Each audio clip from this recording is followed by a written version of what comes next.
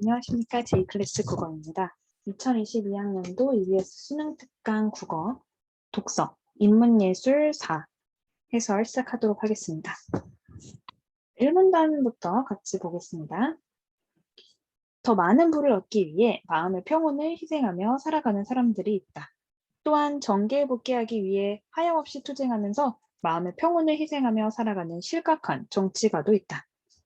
지금 이 두 문장에서 공통되는 것은 마음의 평온을 희생한다는 이야기입니다. 그렇죠? 애덤 스미스 이 사람이 하나 나왔네요. 경제 얘기할 때 참 많이 나오는 사람이죠. 애덤 스미스에 따르면 이들은 모두 마음의 평온을 유지하기 위해 무엇이 필요한지 모르기 때문에 부와 지위를 지나치게 추구하고 있는 것이다. 그러면 애덤 스미스는 마음의 평온을 유지하기 위해 무엇이 필요한지 본인만의 생각이 있겠네요. 그죠? 그리고 부와 지위, 이것을 추구하는 것이 마음의 평온을 유지할 수 있다? 그렇지 않다라고 얘기하고 싶겠죠. 마음의 평온을 위해서는 애덤 스미스가 뭐라고 했냐면 건강해야 해요. 그리고 빚이 없어야 하고요. 양심의 거리낌이 없어야 해요. 자, 이러한 상태에 있다면 추가되는 어떤 재산도 쓸데없는 것이다. 건강을 유지하고 빚을 질 필요가 없으며 양심의 가책을 느낄 만한 행위를 저지르지 않아도 될 만큼의 수입이 필요할 뿐이다. 그러니까 애덤 스미스는 뭐라고 하는 겁니까? 재산이 아예 필요가 없다라고 얘기하는 게 아니라 마음의 평온을 유지하기 위해 필요한 세 가지. 건강, 빚 없는 거, 양심의 거리낌이 없는 것을 유지하기 위한 재산만 필요할 뿐 추가되는 어떠한 재산도 쓸데없는 것이다 라고 얘기하고 있어요. 이 문단으로 넘어갈게요. 애덤 스미스는 그 사회에서 기본적인 생활을 유지하는 데 필요한 최소한의 수입, 즉 1문단에 여기서 얘기했던 거, 이것이 바로 무엇이다? 최저 수준의 부를 얻을 수 없는 경우 사람은 비참한 상황에 빠진다라고 보았어요. 그래서 이 수입이 없다면 사람은 비참하다. 불편한 생활을 해야 하기 때문이다. 그뿐만 아니라 세상은 그러한 상태에 있는 사람들의 슬픔과 괴로움에 동감하지 않으며 그들을 경멸하고 무시하므로 빈곤 상태에 있는 사람들을 한층 더 괴롭게 만든다. 우리가 지금 계속 마음의 평온 이야기하고 있기 때문에 괴롭게 만든다, 비참하다라는 건 마음의 평온이 없는 상태를 얘기하겠죠. 자신이 세상으로부터 경멸과 무시를 받고 있다는 생각은 인간의 희망을 꺾고, 여기 나오네요. 마음의 평온을 어지럽힌다. 그래서 무감각하지 않는 한 또는 사회와의 관계를 완전히 차단하지 않는 한 그들은 자존심의 상처를 입으며 살아가야 한다. 이 문단에서 말하고자 하는 것은 그렇게 크게 별거 없어요. 사람이 마음의 평온을 유지하기 위해서는 최저 수준의 부가 필요하다. 그렇지 않으면 사람은 마음의 평온이 없고 비참하다. 왜냐하면 생활 자체가 불편할 뿐만 아니라 사람들에게 어떤 경멸과 무시 또한 받기 때문이다. 라고 정리할 수 있겠죠. 자, 본격적인 내용은 그 다음 문단부터 나오는 것 같아요. 자, 그래프도 하나 나오고 3문단. 애덤 스미스는 지혜로운 사람과 연약한 사람을 구분하였어요. 그래서 부와 행복의 관계를 설명하였어요. 이거 잘 알아두셔야 되겠죠. 애덤 스미스가 부와 행복의 관계를 설명하기 위해서 구분한 것, 지혜로운 사람과 연약한 사람. 다음 그림을 살펴봅시다.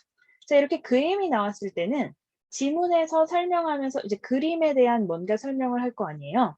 그럼 그 부분을 그림에다가 써가면서 메모해 가시면서 읽어야 됩니다. 자, 기억해놓고 이 그림 해놓고 기억까지 나왔어. 그럼 완전 중요하다는 얘기겠죠? 문제까지 풀어야 된다는 얘기예요. 자, 이 그림에서 가로축은 부의 크기를 확인해 볼까요? 부. 세로축은 행복의 크기를 행복 나타낸다. 이때 점 C 어디 있습니까? 여기에 있죠. 점 C에 대응하는 부의 수준은 그 사회에서 건강하고 빚이 없고 양심의 거리낌이 없는 상태로 생활할 수 있는 아까 뭐라고? 최저 수준.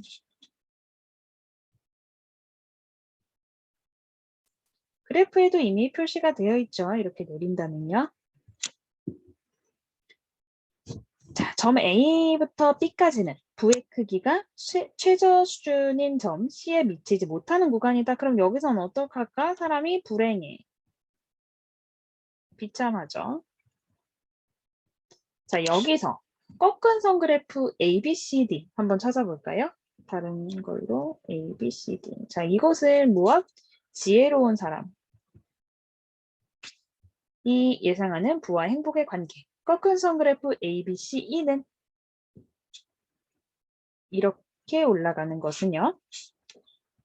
연약한 사람이 예상하는 부와 행복의 관계에 해당한다라고 우리가 표시할 수 있어요. 그렇죠? 자, 애덤 스미스에 따르면 연약한 사람은 저 초록색으로 표시한 부분이죠. 초록색으로 나도 해볼까요? 연약한 사람은 최저 수준의 부를 얻은 후에도, 즉 점 C에 도달한 후에도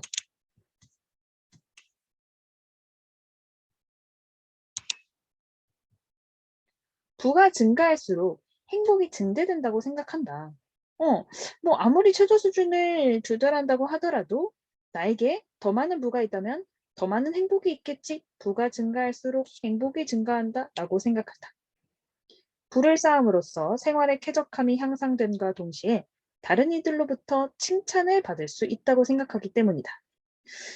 이 문장을 조금 다시 한번 생각해 보면 아까 위에서 사람이 최저 수준에 미치지 못했을 때 비참함을 느끼는 이유가 일단 첫 번째, 생활이 불편하기 때문이었고요.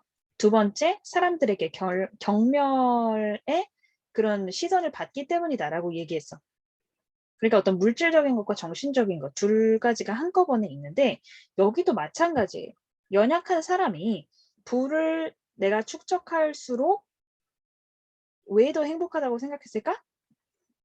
일단 첫 번째 물질적으로 생활의 쾌적함이 향상되니까. 그리고 두 번째로 다른 이들로부터 칭찬을 받을 수 있는 어떤 정신적으로도 고양되는 것들이 있기 때문이다.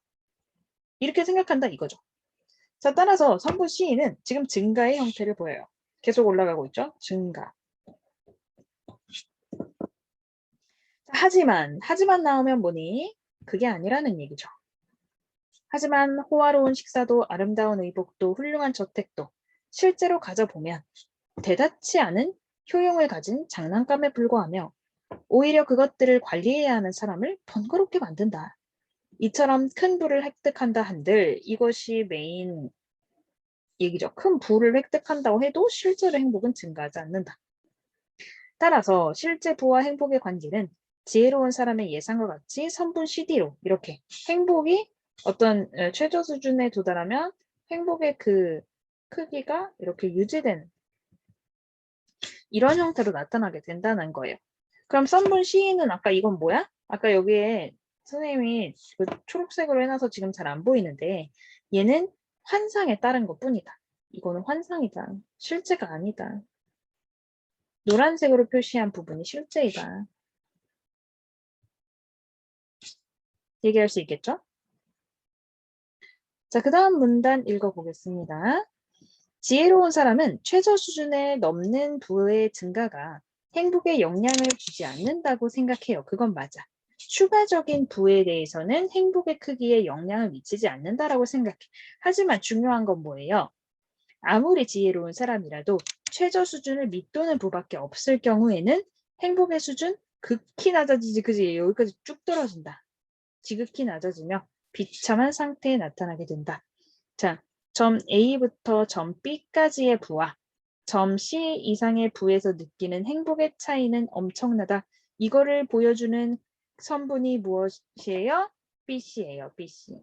차이가 이만큼이다. 행복의 차이가 최저 수준에 도달한 것과 최저 수준에 도달하지 못한 부를 가졌을 때 행복의 크기의 차이는 선분 BC이다.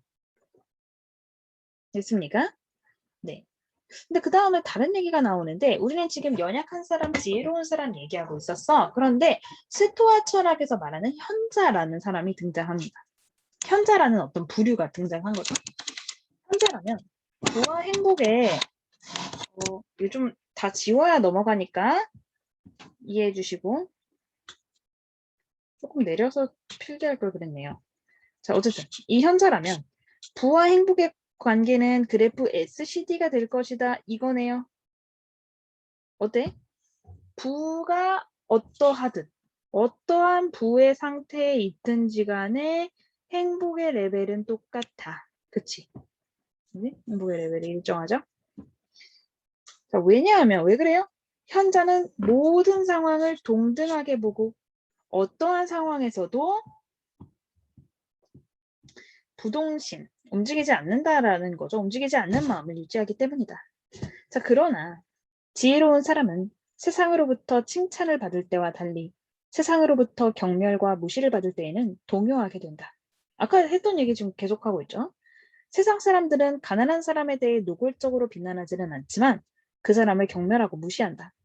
연약한 사람과 마찬가지로 지혜로운 사람에게도 빈곤하다는 이유로 세상으로부터 경멸과 무시를 받는 것은 고통스러운 일이다. 그러니까 지금 연약한 사람과 지혜로운 사람의 차이는 어디서 생기는 거야?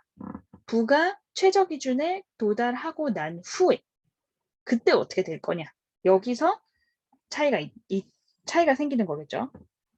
자, 애덤 스미스는 개인이 빈곤을 피해갈 수 있느냐 없느냐는 근면이나 절약 등 개인의 노력에만 달린 것이 아니라 우연한 사건에도 영향을 받는다. 그 단순히 어떤 그 빈곤의 상태에 대해서 개인만을 탓할 수 없다라는 얘기예요. 그 우연한 사건에는 자신이 속한 사회의 경제가 전체적으로 발전하는지, 정체하는지, 또는 쇠퇴하는지가 포함된다. 뭐 사회 경제 얘기를 하네요. 우연한 사건의 일화로. 경제가 발전하는 사회에서는 고용이 늘어나 많은 사람들이 최저 수준 이상의 부를 획득할 수 있다. 또한 부의 최저 수준 자체가 상승하는 경향을 띈다. 자, 만약에 부의 최저 수준 자체가 상승하게 되면은 행복의 크기도 상승하게 돼요. 요거는 위에 올라가서 조금 그래프에다 그려볼게요. 자, 지금은 뭐 최저 수준이 이만큼 있다고 하면 여기가 그 최저 수준이었죠, 그죠? C였죠? 근데 만약에 경제가 지금 호황이어서 오늘 무슨 색으로 할까요? 분홍색? 최저 수준이 이렇게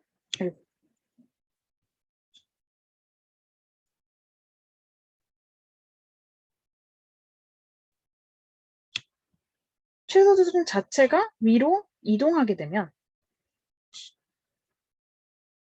네, 행복도 여기서 이렇게 되는 걸 알 수 있어요.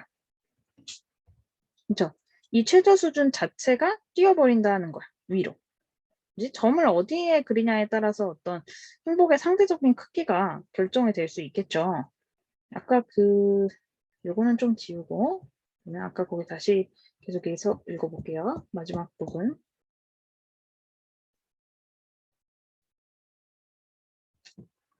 이렇게 돼 있었죠? 자, 여기까지 했어요. 자, 거꾸로 경제가 쇠퇴하는 사회에서는 실업이 증가하고 또한 최저 수준의 부를 획득하지 못한 사람의 수가 늘어날 것이야. 자, 이런 까닭에 애덤 스미스는 경제 발전이 사회 전체적으로도 그렇지만 개인에게 중요한 의미를 가진다라고 보았다. 왜 개인에게 중요한 의미를 가져요? 행복과 관련이 있으니까요. 정리되겠니? 네. 자, 그럼 문제 풀어볼게요. 자, 1번. 윗글에 나타난 애덤 스미스의 생각을 바르게 이해한 것은 1번. 빈곤 상태에 있는 사람이 행복해지기 위해서는 사회와의 관계를 완전히 차단해야 합니까? 그렇게 얘기한 적 없어요. 사회와의 관계가 자신이 사회와 관계를 완전히 차단하거나 뭐 무감각하지 않는 이상 어떤 자신이 빈곤 상태에 있다라는 거에 대해서 비참함을 느낄 수밖에 없다. 이런 얘기였죠. 그죠? 1번 같은 얘기가 아니라 2번. 최저 수준의 부를 얻을 수 없는 사람들, 그러니까 빈곤 상태에 있는 사람들은 세상 사람들로부터 노골적인 비난을 받는다? 아니요. 이거 어디 나왔냐면 바로 여기 있네요. 세상 사람들은 여기 세상 사람들은 가난한 사람에 대해서 노골적으로 비난하지는 않지만 그래도 경멸하고 무시하긴 한다. 이런 얘기를 했어. 그래서 내려가가지고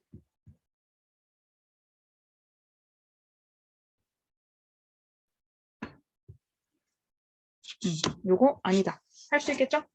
자, 3번. 실각한 정치가 이거 아까 1문단에 있었거든요.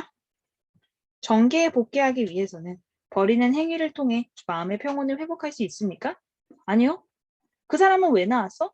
저 사람은 행복을 얻기 위해서 무엇을 해야 할지 모르기 때문에 부와 지위에 너무 지나치게 집착한다. 그거는 마음의 평온을 얻을 수 있는 그런 방법이 아니다라고 얘기하는 그 예로 나왔기 때문에 3번도 아니고요. 자, 4번. 빈곤 상태에 있는 사람은 여기 내가 얘기한 거 나오네요. 불편한 생활과 함께 물질적인 불편뿐만이 아니라 세상으로부터의 경멸과 무시, 정신적인 그런 것 때문에도 비참해진다. 두 개가 같이 있다 그랬죠. 그래서 1번의 답은 4번. 5번. 마음의 평온을 유지할 수 있는 상태에 있어야 뭐 빈곤 상태에 있는 사람들의 슬픔에 동감할 수 있다. 뭐 이건 아니죠, 그죠? 이거는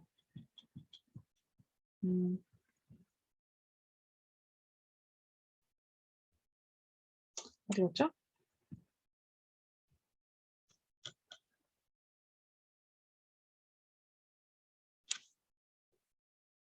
잠시만요. 자, 여기를 보세요. 여기. 불편한 생활을 뭐 해야 하기 때문이다. 그 최저 수준이 없으면. 근데 그 다음에 뭐가 나왔냐면 그뿐만 아니라 세상은 그러한 사람들에 있는 사람들의 슬픔과 괴로움에 동감하지 않는다라고 나왔어요. 오히려 경멸하고 무시한다. 노골적으로 그러지는 않을지 모르지만 어쨌든 경멸과 무시는 한다라고 얘기해서 지금 여기 1번에 5번도 아니다 라고 할 수 있겠죠? 지우고 다음 기억에 대한 이해로 적절하지 않은 것은 기억이 뭐였죠? 이 그림이에요. 그림. 자, 지혜로운 사람 이거는 이제 그래프를 좀 봐야 되는데 지혜로운 사람이 점 C와 점 D의 부에서 예상하는 행복의 크기는 다르지 않을 거야. 그럼 이걸 어떻게 하면은 좀 여러분들은 책이 있을 테니까 왔다 갔다 하면서 보세요. 이제 A하고 B가 최저 수준 밑에 그리고 C가 최저 수준에 도달한 상태 그 다음에 D는 지혜로운 사람 E는 연약한 사람 그 다음에 S는 뭐 현자 얘기할 때 나오면 되겠죠. 자, 그래서 점 C와 D 어떻게 생겼었지? 뭐 대충 이렇게 그려보면 A, B가 여기에 있고 여기에 C가 있고 D 이렇게 생겼었죠, 그죠? 그다음에 여기 뭐 S 이런 식으로 이거 부 행복. 자, 어때요? 지혜로운 사람 C와 D에서 느끼는 행복의 크기 다르지 않죠? 지혜로운 사람 점 C에 미치지 못하는 부에서 A와 B 얘기하는 거죠. 마음의 평온을 유지할 수 없다라고 얘기했어요. 그래서 맞아요. 다음, 연약한 사람과 현자가 점 C 이상의 부에서 예상하는 행복의 크기는 차이가 없을 거야? 현자는 뭘 예상하는데요? 현자는 일정한 행복의 크기를 예상하지만 연약한 사람은 어때? 행복의 크기가 증가하기를 바래요. 맞지? 그래서 3번이 틀렸네요. 4번, 연약한 사람이 예상하는 부와 행복의 관계 환상 때문에 늘어나는 형태 C가 나타난다고 했죠. 5번, 현자는 점 C에 미치지 못하는 부에서도 현자는 어떻다고? 모든 상황에서 부동심, 움직이지 않는 마음의 상태를 유지한다 그랬어요. 그렇기 때문에 뭐 C에 미치지 못하든 C 이상이든 행복의 크기는 변함이 없을 거예요. 그래서 5번도 맞죠. 그 다음 3번 볼게요. 애덤 스미스의 관점에서 보기를 이해해 보시래요. 굶주림에 지쳐 마을을 떠돌던 간은 가장 부유해 보이는 집에 들어가 음식을 청했다. 가난을 극복하고 사업가로 성공한 집주인 나는 젊었을 때의 자신과 비슷해 보이는 가에게 많은 음식과 따뜻한 잠자리를 마련해 주었다. 그러나 거실에 값비싼 보석이 놓여 있는 것을 본 가는 부자가 되고 싶다는 욕망에 양심의 가리낌 없이 이거 봐. 이 보기에서 중요한 게 뭐라 그랬죠? 본문에 나온 그 단어들이 어디에 나왔는지 혹은 이 본문에 나온 단어들로 바꿀 수 있는 부분이 있는지 찾는 게 중요하다 그랬는데 양심의 가리킴이 없대. 근데 행복하기 위해서 아까 유지해야 하는 것 중에 그 세 개 중에 하나가 양심의 거리낌을 느끼지 양심의 어딨죠? 양심의 가책을 느낄 만한 행위를 양심의 거리낌이 없어야 한다. 양심의 가책을 느낄 만한 행위를 저지르지 않아도 될 만큼의 수입이 필요하다. 근데 얘는 참 특이하게 그냥 훔쳐서 달아났는데도 양심의 거리낌이 없이 그냥 보석을 훔쳐 달아났네요. 자, 이때 가를 목격한 부유한 상인 다도 나왔어. 보상금을 바라며 가를 붙잡아 나에게 데려갔다. 자, 그러나 나는 아무 말 없이 지갑에 있던 현금을 모두 꺼내 가에게 주었어. 얘는 왜 그랬을까요? 추가적인 부에 대해서는 나의 행복의 크기에 영향을 미치지 않는다고 생각했기 때문이겠죠. 그치? 그러니까 다 꺼내서 줬겠지. 얘가 훔쳐갔음에도 불구하고. 자, 이후 삶의 태도가 바뀐 가는 열심히 일해 돈을 벌기 시작했으며 마음의 평온을 유지하기 위해 필요한 만큼 소유하고 내 마음의 평온을 얻으셨어요. 나머지 돈으로는 가난한 이들을 도우면서 살아갔다. 그냥 그렇게 끝났네요. 그래서 나도 결국에는 미안해요. 가도 결국에는 나처럼 마음의 평온을 얻게 되었다라는 이야기였어요. 자, 적절한 걸 골라봅시다. 자, 가와 나가 만났을 때 누구는 마음의 평온을 유지하고 있었지? 집주인, 나는 마음의 평온을 이미 유지하고 있었어요. 그래서 이것 때문에 아니죠. 자, 나는 스토아 철학에서 말하는 현자예요? 뭐 그럴 수도 있겠지만 네, 그럴 수도 뭐 예전에 어땠다 이런 말이 없기 때문에 사실 판단하기 조금 힘든 건 있는데 다는 어떠니? 다는 지혜로운 사람인가요? 아니요. 얘는 어떤 추가적인 부를 얻기 위해서 가를 잡아다가 나한테 데려갔지. 그죠? 네. 그래서 얘는 지혜로운 사람으로 볼 수 있는 그런 모습들이 보이지 않아요. 그래서 3번이 적절하죠. 가는 나와의 만남을 통해 삶의 태도가 바뀌어서 지혜로운 사람이 되었어요. 그래서 필요한 만큼만 소유하고 나머지 돈은 추가적인 것들은 나누는 삶을 살게 되었죠. 4번 볼까요? 다가 가를 붙잡아 나에게 데려간 것은 자신의 행복을 위함이었지, 그지? 5번. 가는 나의 집을 떠난 후에도 떠난 후 돈을 벌지 못했다 하더라도 마음의 평온을 유지할 수 있었을까? 그럴 수 없었겠죠. 그지? 왜냐면 얘는 뭐야? 굶주림에 계속 지쳐서 떠들 거거든요. 그러니까 최저 상태에 계속 그 최저 수준에 이르지 못하는 삶을 살 거기 때문에 얘가 돈을 벌지 못하면 당연히 마음의 평온을 유지할 수 없었을 거예요. 그래서 5번도 틀렸어요. 그럼 4번 갈게요. 자, 윗글에 따를 때 경제 발전에 대해 아까 니은이 뭐였냐면 맨 마지막에 개인에게 그 경제 발전이 중요한 의미를 가진다라고 얘기를 했어. 그 판단한 이유로 가장 적절한 것은 뭘까? 뭘까? 본인의 어떤 행복과 관련이 있기 때문에 또 빈곤 상태를 피해갈 수 있는 가능성, 즉 행복해질 수 있는 가능성이 높아지기 때문이다. 이렇게 고르셔야겠죠. 그 다음 5번 갈게요. 윗글을 참고할 때 보기에 이러한 기만이 의미하는 바가 무엇인가? 네, 여기부터 볼게요. 자, 우리 안에 있는 연약함이 우리를 기만한다는 것은 다행스러운 일이다. 인류의 근면성을 일깨워주고 계속해서 일을 하게 만든 것은 바로 이러한 기만이다. 맨 처음에 뭐 인류를 고무시켜 땅을 경작하고 집 짓고 도시, 국가, 과학, 기술 뭐 이런 거 다 해가지고 훨씬 더 많은 인구를 먹여 살릴 수 있게 되었다. 뭐 이랬는데요. 연약함이 우리를 기만한다는 게 도대체 무슨 말일까요? 무슨 말일까요?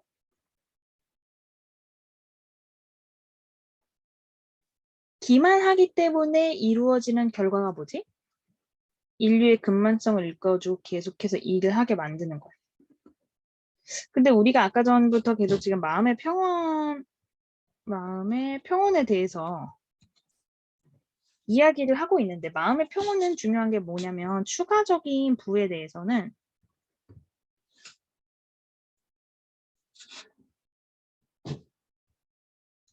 추가적인 부에 관해서는 나한테 영향이 없어. 그러면 여기 부를 얻었으면 그 다음에 일하려고 하겠니? 일하려고 하겠니? 안 하겠죠. 그죠? 네, 더 이상 생산하려고 하지 않을 거예요.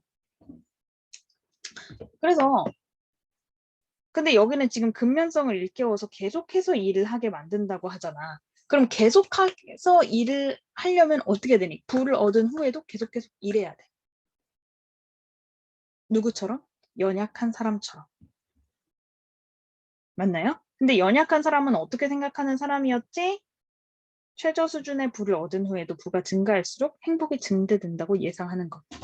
그게 물론 그게 기만이고 그게 어떤 환상이지만 어쨌든 우리를 계속해서 일하게 하고 이런 뭐 과학기술을 발명하게 하고 뭐 토지를 개발하고 이런 것들은 다 이런 것에서 비롯된 것이다. 훨씬 더 많은 인구를 먹여 살릴 수 있는 기술을 우리가 가지게 되었다라고 얘기하는 게 맞겠죠. 그다음 마지막 문제 6번. 이건 단어의 형성 과정 무슨 문법 문제가 나왔네요. 그죠? 뭐 내용과는 상관없어요. 자, 여기 지금 뭐냐면 이 부동심이 뭐냐, 어떻게 형성된 것이냐인데 자, 부동심에서 불이 부정하고 있는 것이 동인지 아니면 동심인지 무엇일까요? 이건 불과 동심이 결합해서 형성된 것이거든요. 그래서 이거랑 지금 가장 유사한 것은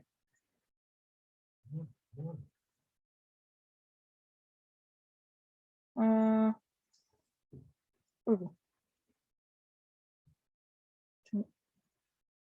죄송해요. 펜이 없어졌어요.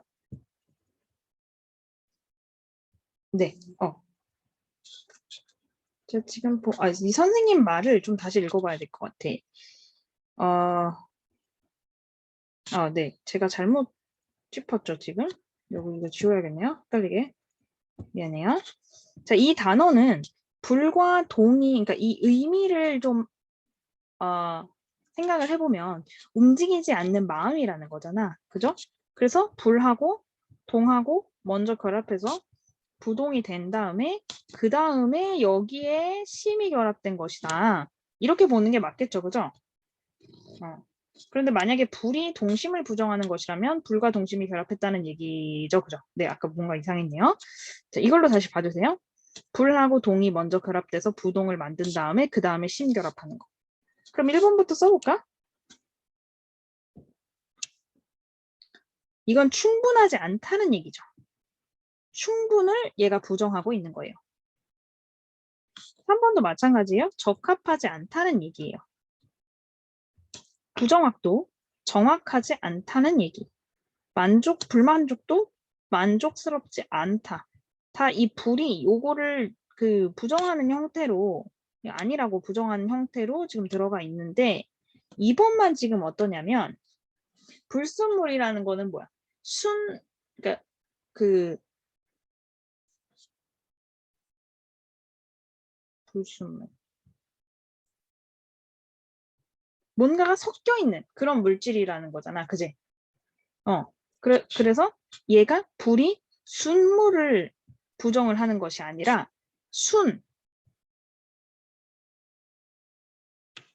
이거를 먼저 부정을 해서 그러니까 불순을 먼저 만들고 그러한 물질이다 해서 불순물이 된 거잖아. 그지? 그래서 이 부동심이랑 지금 비슷하죠. 그리고 앞에 두 개를 합쳐서 먼저 만든 다음에 심을 붙인 거니까. 그래서 6번 답 2번이라고 하시면 됩니다. 여기까지 잘 정리하시고 모르는 거 있으면 바로 질문하도록 하세요. 수고하셨습니다.